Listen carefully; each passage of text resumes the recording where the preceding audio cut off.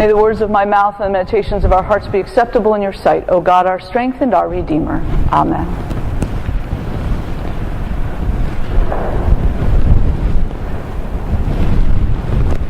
I doubt that there are any of us sitting in this room that have not been touched by divorce in some way. Whether it was your own divorce, parents, children, friends, relatives. Divorce is so common in our current society and culture that I think it pretty much touches everyone at some point in his or her life, which I think also causes these words of Jesus to sound particularly harsh. Because you may know of people who got divorced because a spouse was being abused or something really terrible was happening. And in those situations, you can't imagine Jesus saying, oh no, you got to stay in that marriage because you made those vows. And so we experience these words of Jesus as uncompromising and absolutely no way to sort of wiggle around them. But I think it's really important for us to understand the context and to realize that if you read through the text very carefully, there is some astonishingly radical words in our gospel lesson this morning. So Jesus is being tested by the Pharisees. Again, not a friendly conversation, not just at this point a conversation among his disciples. You imagine that Jesus has been approached by a whole group who are sort of wagging their finger at him. What do you say, Jesus? Again, waiting to try and trip him up, to say something that is not proper, to say something that would give them easy and clear cause to have him arrested and perhaps executed. And it's unsurprising that even Jesus meets a forceful question with a forceful answer. And we get the sense from Mark's gospel that he sort of gave that answer to the Pharisees and turned on his heel and walked away. But the truly radical part of our gospel lesson this morning comes after that, when Jesus is speaking to his Pharisees in the house. And this is also the reason why our lectionary pairs that reading from Genesis this morning. Scholars interpret that, the creation of woman, being from Adam's side, meaning that women and men were intended to be created equal, with neither power over the other. But history did not bear that out as time went along. We know, especially in Jesus' time, that he lived in an extremely patriarchal culture in which women were simply seen as property.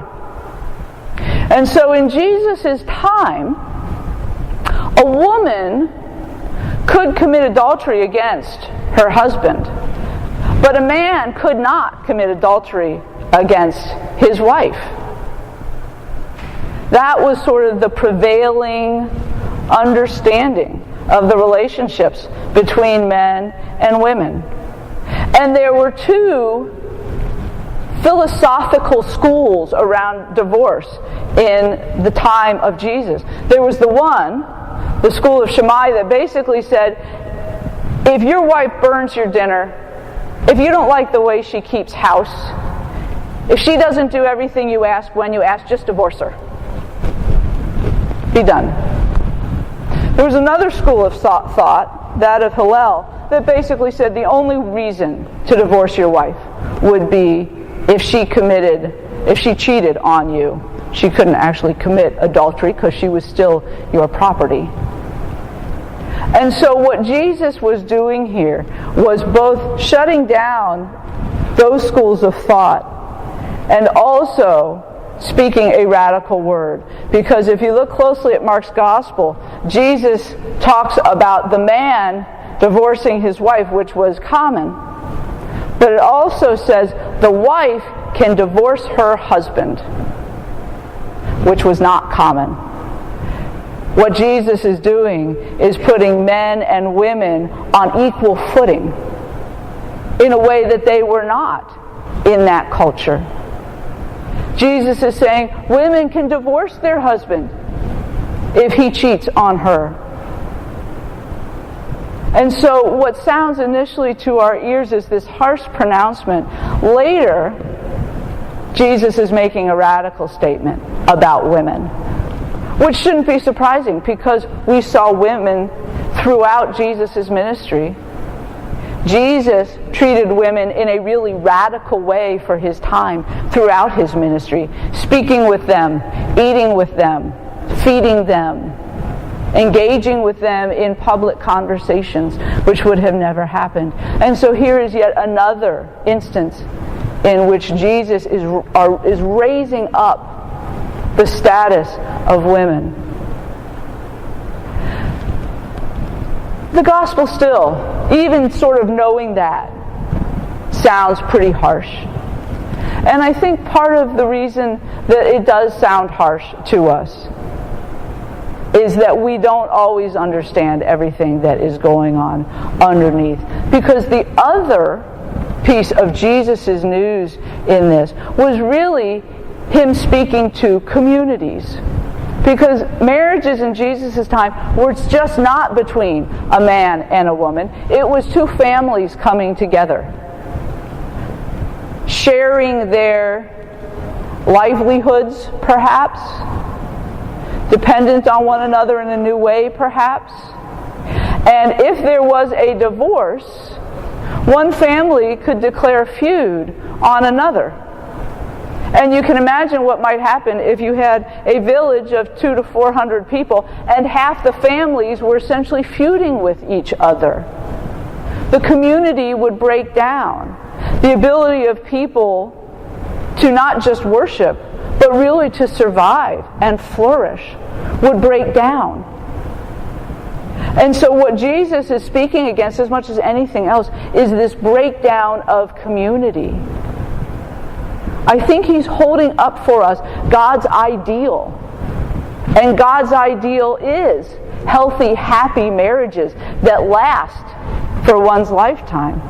God's ideal is wholesome communities that draw people together and support them throughout their lives.